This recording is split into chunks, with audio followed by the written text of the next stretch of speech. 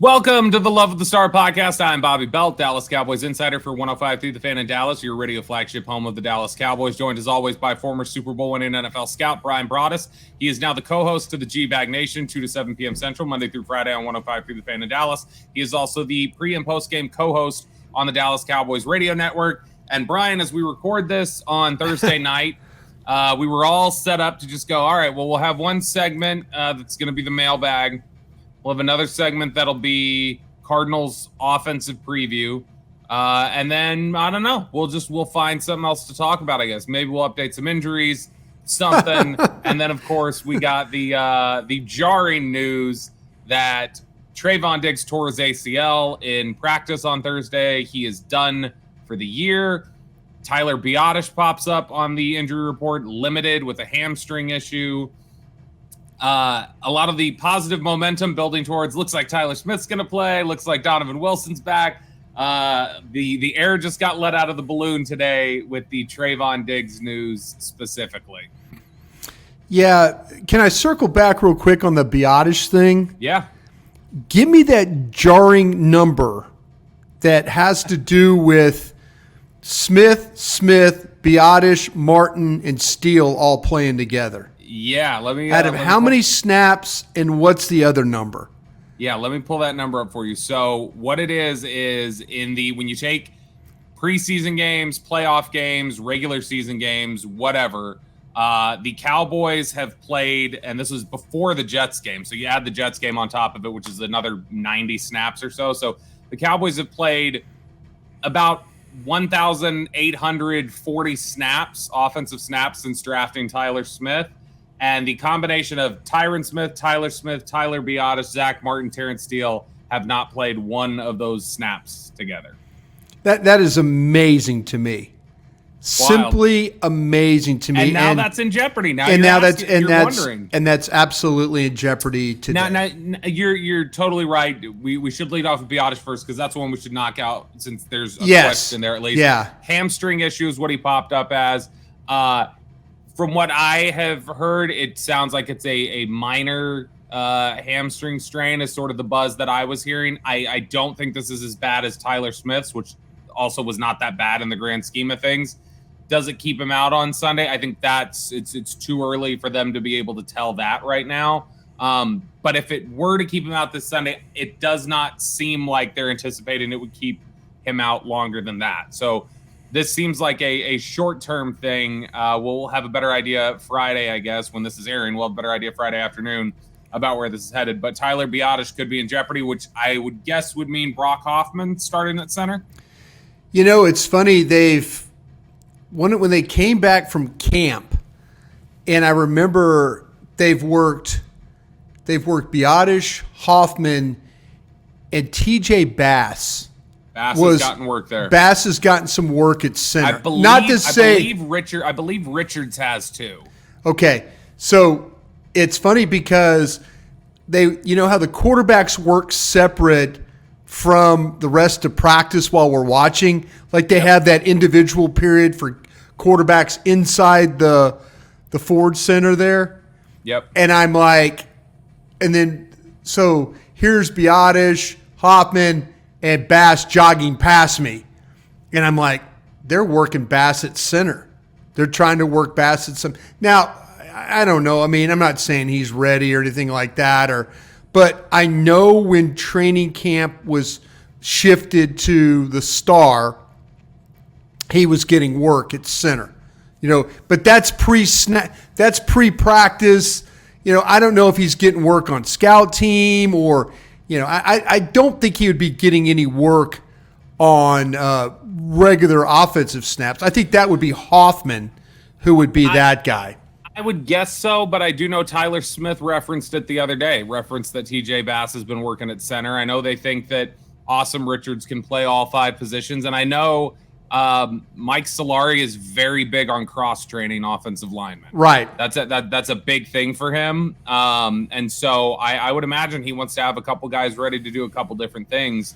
But I think this does lend itself to, if Biadasz is out in this game, I think you're looking at Tyron Smith, Tyler Smith, Brock Hoffman, Zach Martin, Terrence Steele, and you miss another opportunity to get that combination together. And this is where, Bobby, this could be a little bit of a problem for the Cowboys.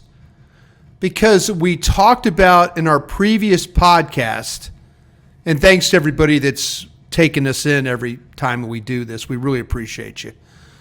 The last time we talked, we watched Arizona defensive tape, and we were thinking, this team plays a bear front at times. And when we mean a bear front, they cover the center and both guards.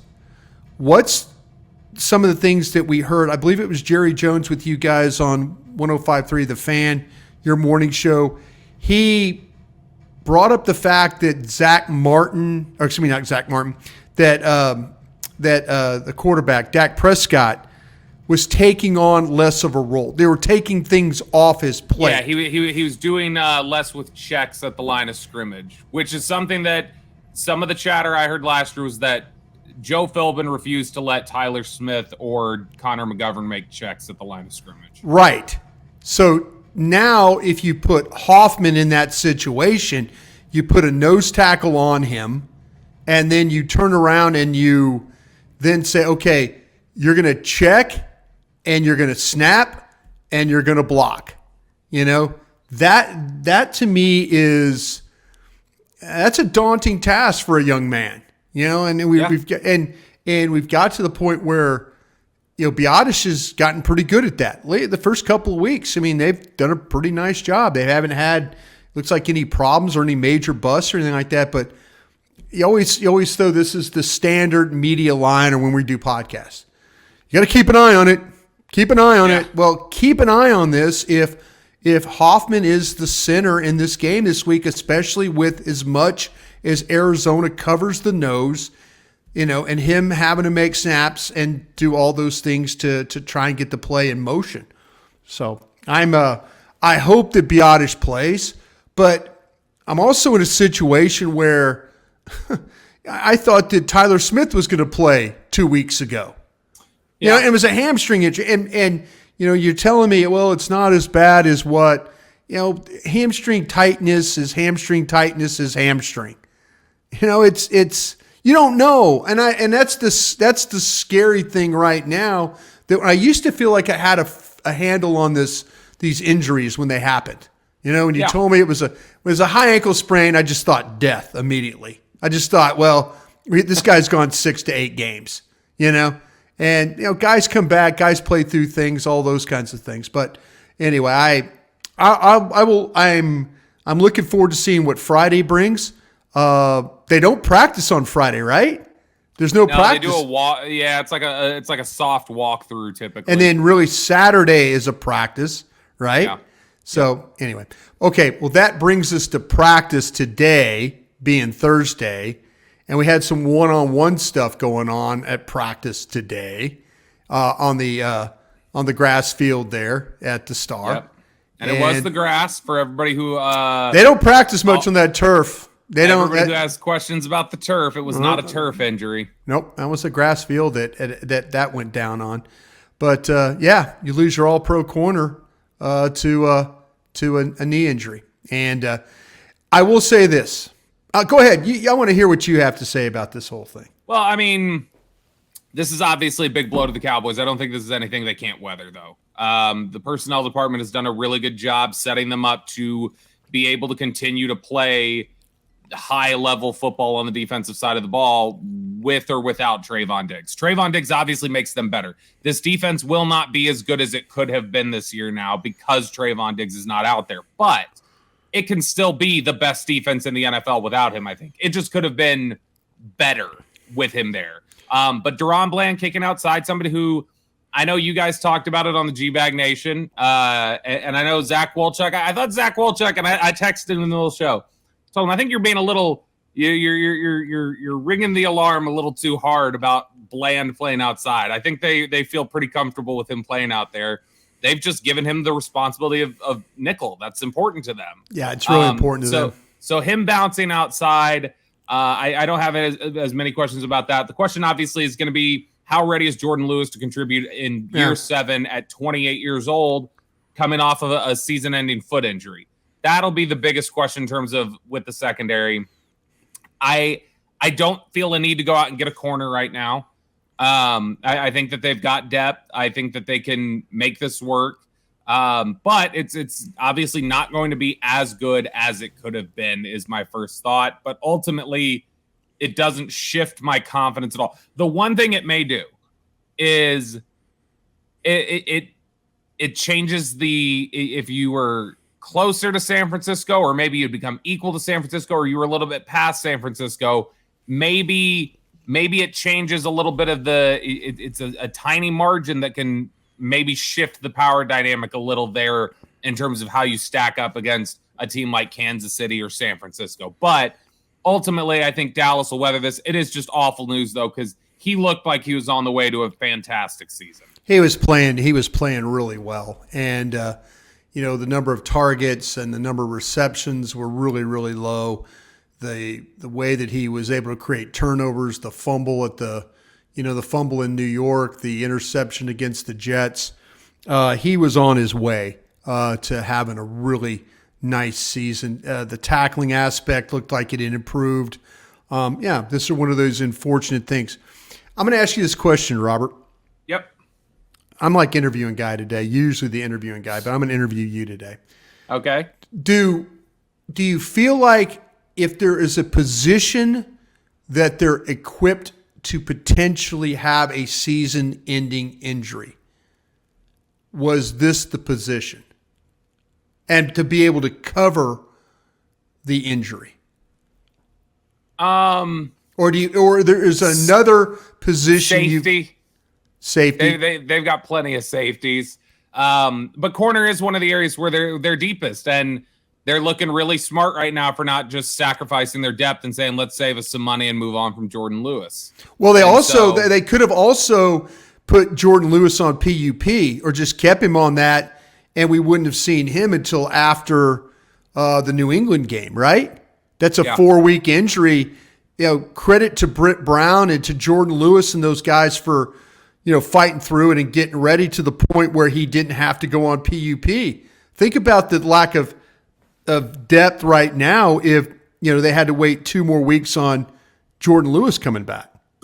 Yeah, no, they would be in a spot that would be really difficult for them. Now, the question I wonder is, who sees an increase in snaps here at corner? I mean, is this Igbenogany? Yeah. Obviously, it'll be Lewis, but who becomes the rotational guy as the number 4 in dime Iggy. packages? Iggy. It's Igbenogany. Well, yeah, but see, Igbenogany's not a slot guy. They feel like he's outside only. Yeah, but to me, I figured out there's a couple of ways. Like I say, I don't think Jordan Lewis is an outside guy at all. I think he was once upon a time. Once upon a time, not today. Not today. But 4 years ago, he could hold his own outside. No question he could. But I think today he's more of an inside player. Different time. Yep. So I think Iggy. How about Izzy McQuamu? Israel McQuamu. Where do you see him in the grand scheme of things? I think Eric Scott is an inactive every week right now. Probably. He's still a raw player. I think they like him. I know they like him, but I don't. Yeah, I think they believe he can contribute down the road. I don't think it's right now. I think Igbenogany would get a run first, and then I think it'd probably be McQuamu, which honestly, there's so much traffic at safety right now. McQuamu could stand to get some work at corner. Yeah. And I think he's been better there, honestly, most of the time. Now, he didn't take the step in training camp that I think we felt like he should have. I really thought that was going to be something different, too. I keep trying to put the context in my head that he was banged up. He got hurt second day of camp or whatever it was, and I'm hoping that's what it had to do with. But, this will be something to watch in terms of how they decide to use McQuamu, how Igbenogany gets used, how often he's in there in that lineup. He was somebody who Igbenogany, a lot of people felt like had his best training camp of his career this year for the Dolphins. But do you at all at this point regret, before we just transition over and take a look? I need to see him play more. I need to see. You're going to ask me about Kelvin Joseph. I know you're going to regret walking away from Kelvin Joseph at all. I don't. I'll be honest, and this is this may sound. I'm sorry if this makes me sound a certain way. I was happy that he's gone. I didn't like covering the player. I didn't like walking into that locker room and covering a player who was. I just didn't. Okay. And it doesn't take much to figure out. But I'm not regretting it at all at this point. Yeah, you need to get off your high horse, by the way, over there. Oh, is that it? Yeah, get off your high horse. Yeah, Mr. Judge and Jury, man. I'm going to say this though, and okay, I'm not going to say this. I'm going to give you a couple of names. Talk to Gang of Seven. If you're new to the program, my Gang of Seven are the guys and gals around the league that watch tape every day. That they're the pro directors, general managers, those types of folks. Names they were giving me, if you want to go get a veteran guy or two. William Jackson. Now, he's got a little bit of a back issue, but if he's healthy, he's the best fit for the way Dallas plays. This is what a couple of my guys said. He's best as a press man cover guy, is what they say. Bradley Roby was another name that was mentioned. Casey Hayward was another name that was mentioned. If you want to go poach somebody off another guy's team or another team, I shouldn't say another guy, but if you want to poach somebody off a team, Sidney Jones was a name that was mentioned. A.J. Green was a name that was mentioned, and Darren Hall. And my guys are saying, listen, don't love really any of them, but they all have experience and they all have inside and outside versatility. So names, William Jackson, Bradley Roby, Casey Hayward, those guys are on the street. Practice squad guys, Sidney Jones, A.J. Green, and Darren Hall. So if you're so inclined to go and look these guys up, that's who my Gang of Seven cats are talking about right now, who are on practice squads and emergency boards. Yeah, and obviously emergency is a great word for it, emergency boards, because they're in a position right now where anybody they go and acquire is going to have warts. So anybody who goes and looks at them goes, oh, well, William Jackson has a back issue, or oh, Casey Hayward's always hurt. Those are the guys you're going to have to pick from in week 3. Yeah, those are the guys that are going to be out there on the field. But definitely something to watch. I'll be interested. I have a lot of confidence in Deron Bland. I do too. No, I do too. I have confidence in Bland. I have confidence in Lewis from the work I've seen. I have confidence in Dan Quinn. I have confidence in Al Harris. I have confidence in Joe Witt. Yeah, I have confidence in all those guys. What have they done the first 2 games? Or what have they done the 3 years since they've been here?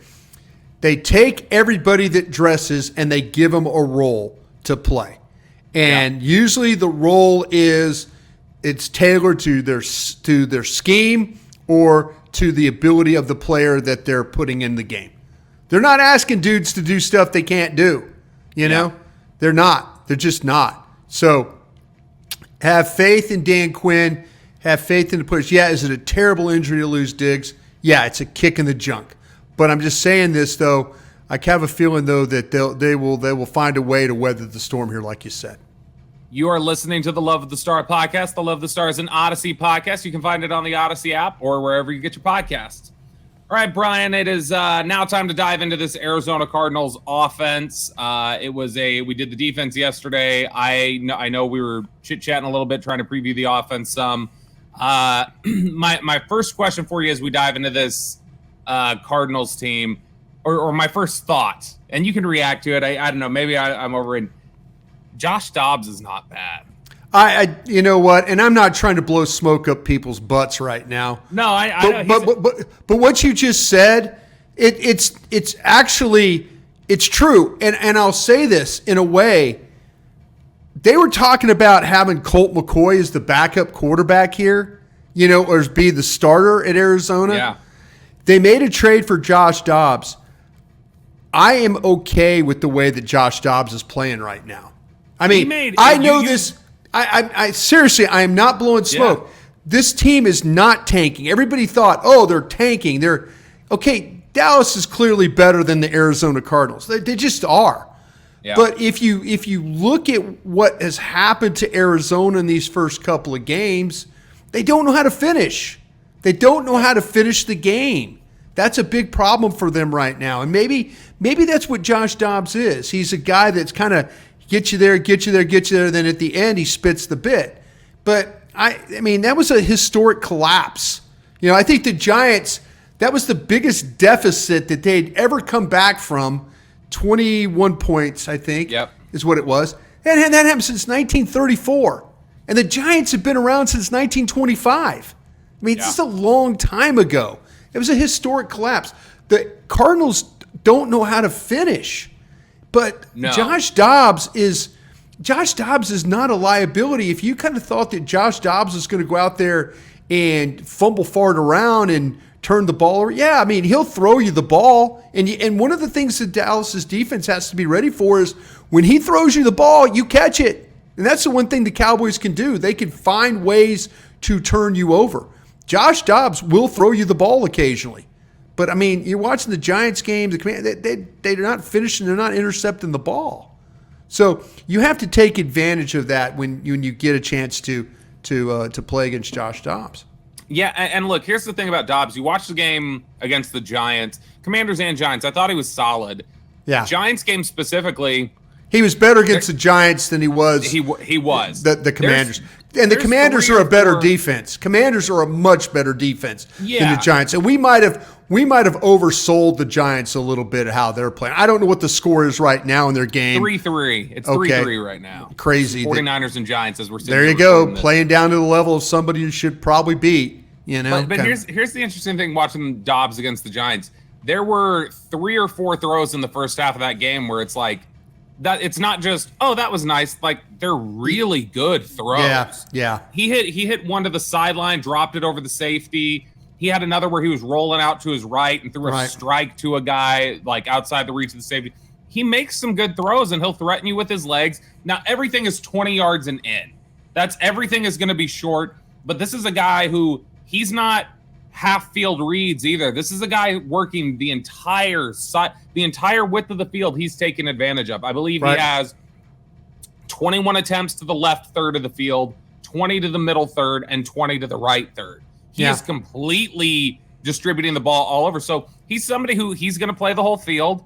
He's not going to necessarily challenge you really deep. I think he's got 3 passes over 20 air yards on the season. Yeah, but he'll work comfortably. If the biggest threat to the Cowboys, and I don't think it's the Cowboys. I know some people feel like we've oversold some opponents. I don't mean to do that. We're just trying to give you an awareness of what could happen.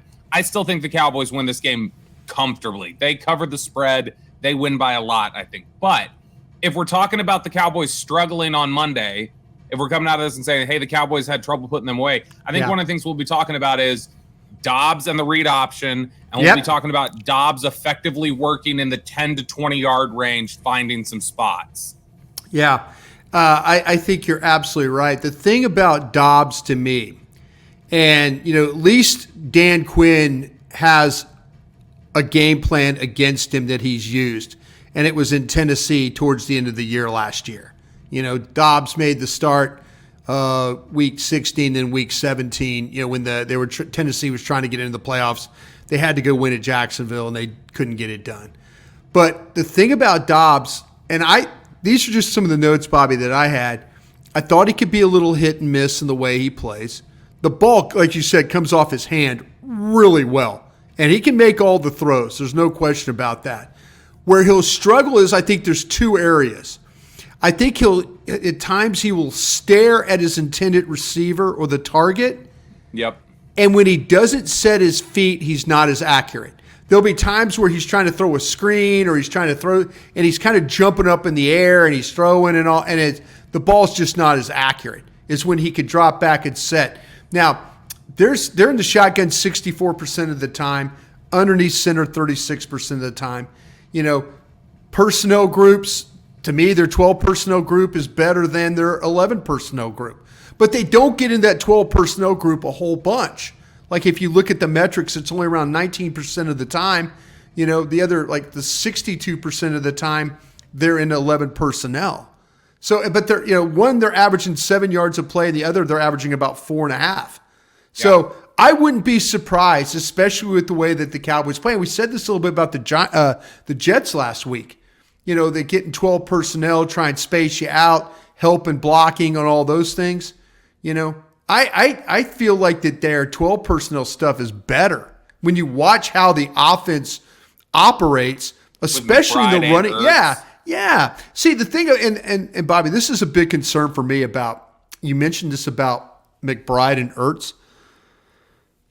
I don't know if you noticed it or not, but the way that they run their scheme, okay, the running plays are pin and pulls, where you block down and you pull guys and all that. There's a lot of movement with this offense, a lot of motion, a lot of this, a lot of that. They try and mess with your eyes a bunch. The thing I saw from Trey McBride, and I think he's a little bit of a kind of a dirtbag player, and I mean that in respect. I don't mean that as but he's an echo of the whistle kind of guy. Blue collar. But the thing that worries me is, and I saw this a couple of times and it bothered me. They run a ball going to right. He's the right tight end, and they run it to the right. But to clean up the backside, they bring him across the formation as the ball's going, right? So all of a sudden, ball running away, you have Micah Parsons on that backside, running. That's him. Running. McBride cuts those guys every single time. Yep. And you could cut in the tackle box area. And I worry that a little bit about Micah Parsons, that Micah has such an intensity of getting to the football that all of a sudden he's screaming down the line, and then all of a sudden here's Trey McBride, just no sense of really honor, but just cuts Micah Parsons or dives into his legs, right there. And you're kind of thinking, and I hope that doesn't happen, but every time they ran the ball and they brought a guy back to block, it was McBride and he was cutting a guy. Yeah. So I hope Micah Parsons, Dan Quinn, I think they probably see this, but be careful, Mike, in this game with that. If you all of a sudden you're on the open side or where there's no tight end and you come screaming from the backside to try and chase the ball down, be alert of a guy coming across and trying to cut you. Because I think they're going to have to do things in this game to slow Micah Parsons down, whether it's cut him, almost like, and I said this when I was on Cowboys Break today, they asked, how do you slow Micah Parsons down? We saw Philadelphia do it with the read option stuff, which actually Arizona's not bad at. Some of their better plays come off the read option stuff that they do. No, and Dobbs does a great job selling the fake. He does a great job selling when he's got it or there's several times the defense is just, they don't even know who has the ball. So with all that being said, I could see the way that they handled Micah Parsons is like the Cowboys when Terrence Steele made his first start against the Los Angeles Chargers. And remember, he was playing against Joey Bosa, right? Yeah. And so Bosa, what did they do? It wasn't Terrence Steele one-on-one the whole time. It was Steele. It was motion, block, motion, double, crack. There was. Yeah. I think Parsons is going to see the same thing, and that's what the Arizona Cardinals are actually pretty good at. When I say pin and pull, I'm talking about down block, pull a guy to the edge. Kind of get everybody kind of muddled up in there. They don't want to take you. I think the weakness of their line is inside at the two guards. The center's a good player. The two tackles are good players. But the guards are a little bit, and that's Will Hernandez and Elijah Wilkerson.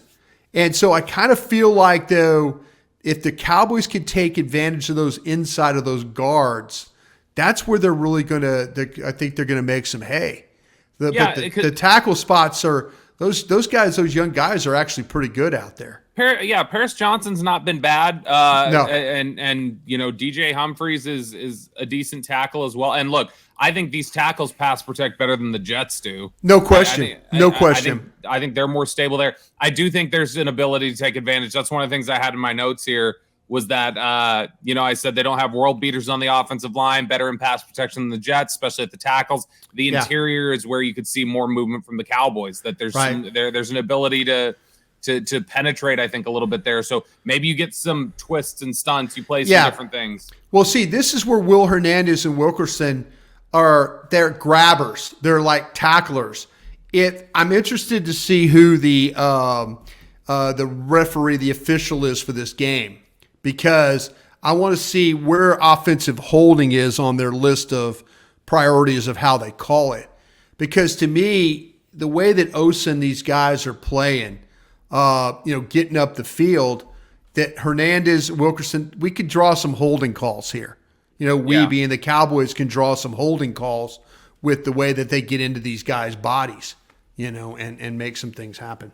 Yeah, no, absolutely. And look, this is a very penalized team. It is number 1 in the NFL in penalty yards, and that's across the board, offensive and defensive. They've been flagged for 11 different types of penalties this year. That's the most in the NFL. So this is definitely a group that will draw the laundry on you. You mentioned the tight ends earlier. I will point out Zach Ertz has 18 targets this year. That's 9 a game.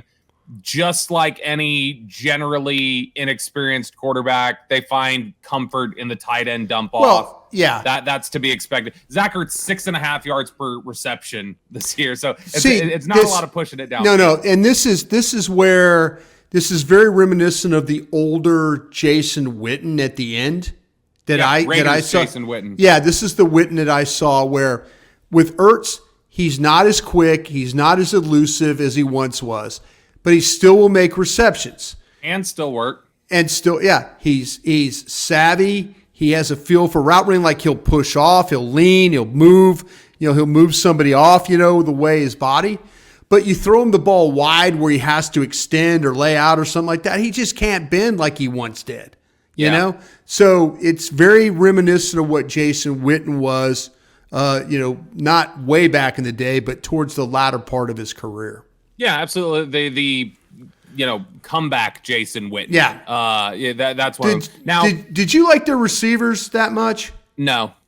See, I like Rondell Moore. I think Moore. See, Rondell Moore. I think Marquise Brown is kind of the highlighter of the group because of the explosiveness and stuff and the route running. I think that aids him in that.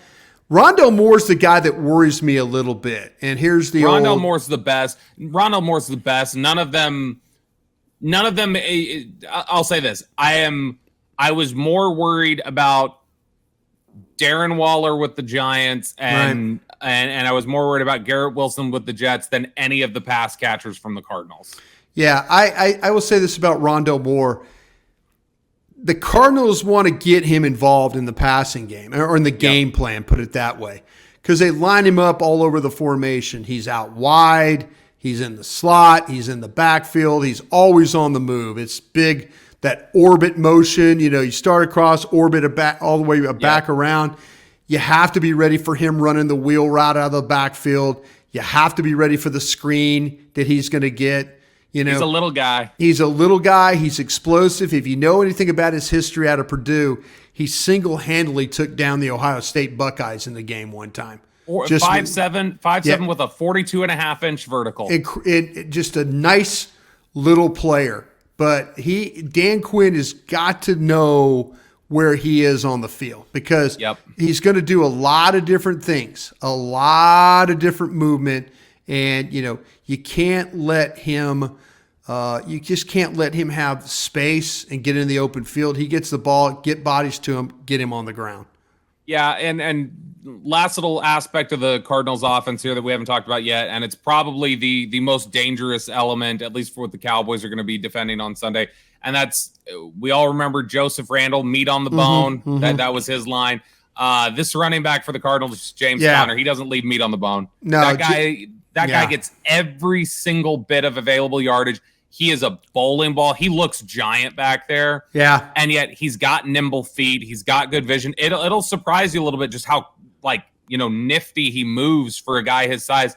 That's somebody that if he's able to get ahead of steam, if the Cowboys have trouble bringing him down, to me, there can't be missed tackles with James Conner. They need to get him to the ground, first tackle. And that is the biggest threat, I think, is the read option, Conner gashing you, Dobbs able to then comfortably pick apart some stuff in the 10 to 20 yard range. That's the way the Cardinals challenge the Cowboys in this game. No, I think you're absolutely right. There are some complete back traits to Conner when you watch him. He catches the ball on screens. He'll run in the flat. He'll catch the ball.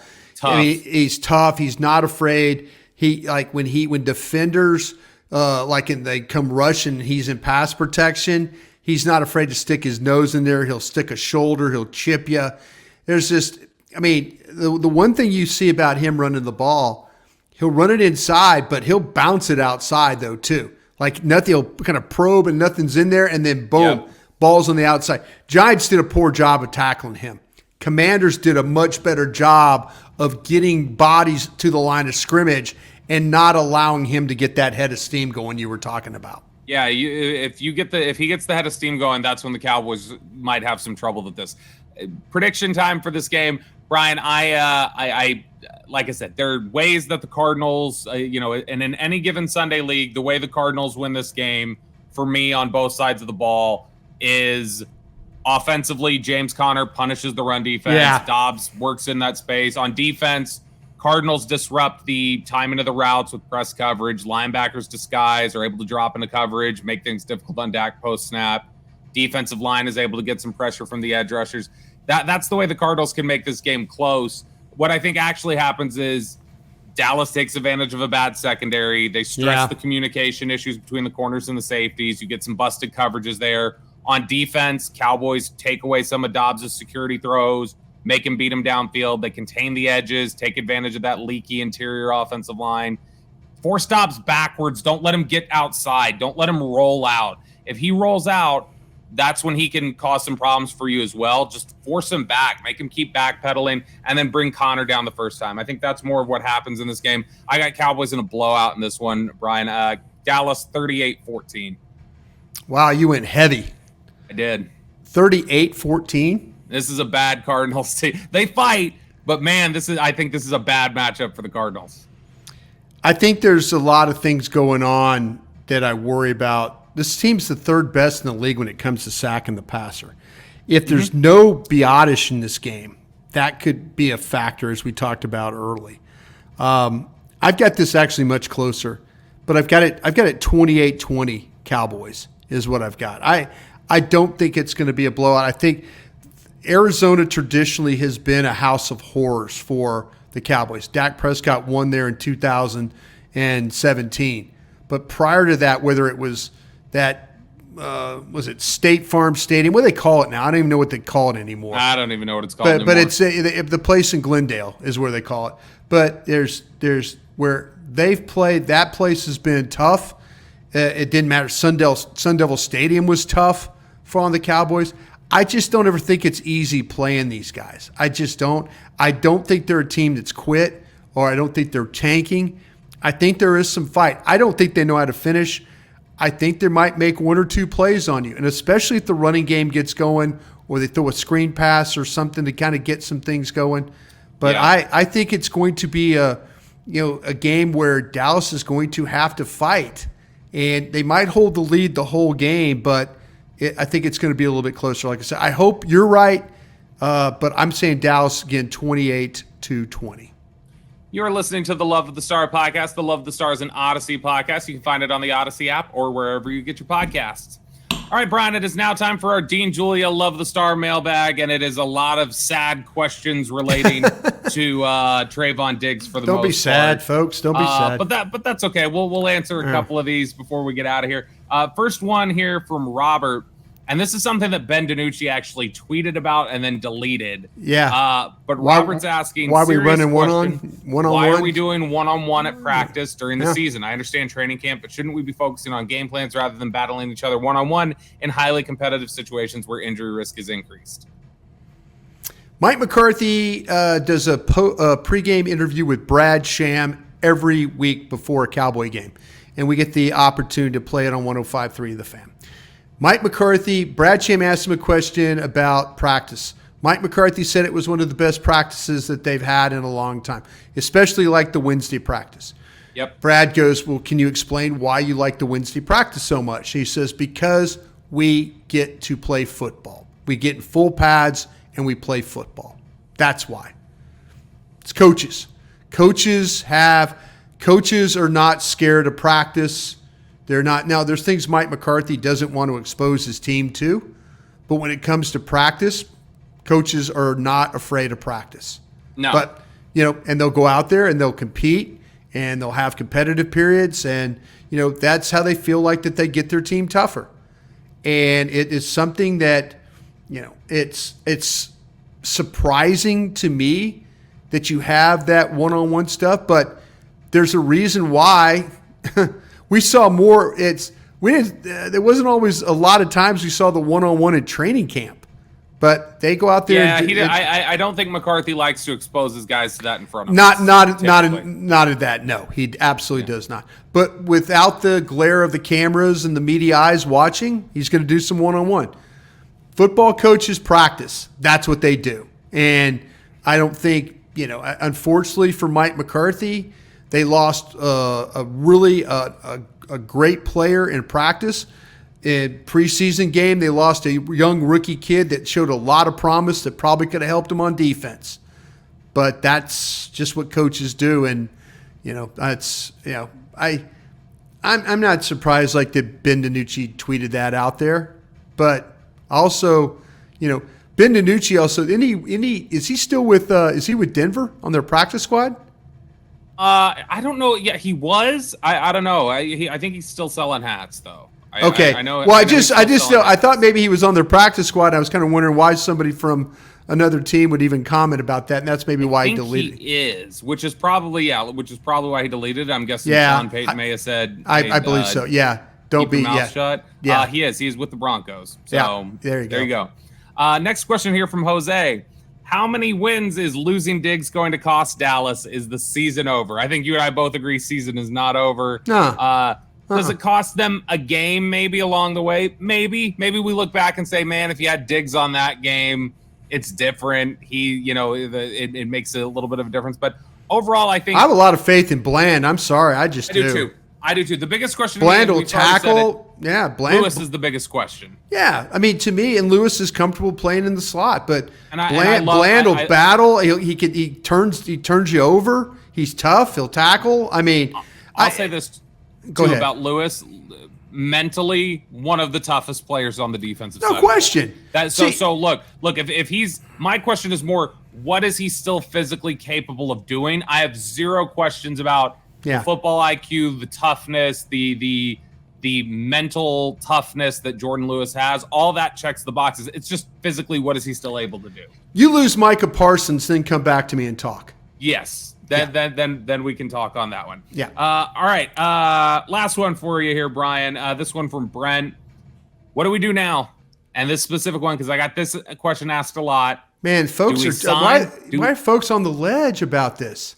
Because it's sad, man. We all love It is Diggs. sad. I mean, you're right, Diggs, but that's the whole thing. You look at situations where this happens. It's unfortunate it happened in a practice, but it happens, and you just you can't put your head in the sand. You got to find a way to fight through it. If you had lost Diggs, say you were the Giants and you had signed Diggs, and now you're having to play with two rookie corners. Yeah. We saw how that works. Maybe those rookie corners by week 10 will be a lot better, like Bland played throughout. But folks, I mean, you just got to push through. You got to send positive energy to Bland and to Lewis, and you got to trust that Dan Quinn and Al Harris and Joe Witt and these guys will figure things out. I trust these guys. They'll scheme around it. There'll be things that, Diggs is a really good football player. But if you lost, you survived last year playing 5 games without your starting quarterback, and you were 4-1. You won 12 games. You won 12. If you wanted to say doom and gloom after week 1, I would have said, hey, good reason there. You're playing with Cooper Rush. Good luck there. Yeah, but you're 5-1. You were 4-1. And if Cooper Rush doesn't turn the ball over in the Philadelphia game, you might win that. He might have been 5-0. But see, that's these personnel guys. Yeah, it sucks. In the front office, it sucks. And it sucks for Diggs because he was going to see Beyonce tonight, and now he can't go. Well, here's the question that's being asked by a lot of people. Anthony Brown. He was just released by the 49ers. Jane, your colleague and our colleague Jane Slater, read her tweet. But would you be interested? Would you be interested, Brian Broaddus? I don't think so. The fact that he's been released by the Steelers and the 49ers. And what's the deal? Was he on the the Steelers practice squad? Yeah, he got signed by the Steelers, was released 2 weeks later. He signed with the 49ers. He was released 2 days later. Okay, So he was signed. Did they poach him from the Steelers practice squad? No, Steelers released him. Okay, so he was free. I thought he got poached, and I was thinking, well, how the hell does he get? How does he held? Usually if you get poached, you have to stay 3 weeks. And I was thinking, whoa, wait a minute. I thought he got poached, and so you're telling me twice. Okay, Says he's cooked probably. I'm not going there. Nah, I'm not going there. I think he's 30 years old and he's coming off an Achilles. That's tough. I trust Jane Slater and what she said. She asked the question. It was no. Now maybe you put him on the practice squad, but I don't know about. They're going to see what do you think Brandon Carr's up to? You think Brandon Carr might want to come get a few snaps? Yeah, why don't you go get Anthony Henry? Maybe think about Anthony Henry is a good corner here. How about Mo Claiborne? Oh yeah, we can do this game all day. We can do a Pat. We can do Felipe Sparks. We could do just think anybody you want to think of. Ray Horton, let him play some safety corner. He can do everything for us here. I like it. Kevin Smith. Look, look. Once you move McQuamu to corner, then you'll have a safety spot open up. You can go call Scott Case. Let him come in and hit some people. I like it. I don't hate it. That does it for us here on the Love of the Star podcast.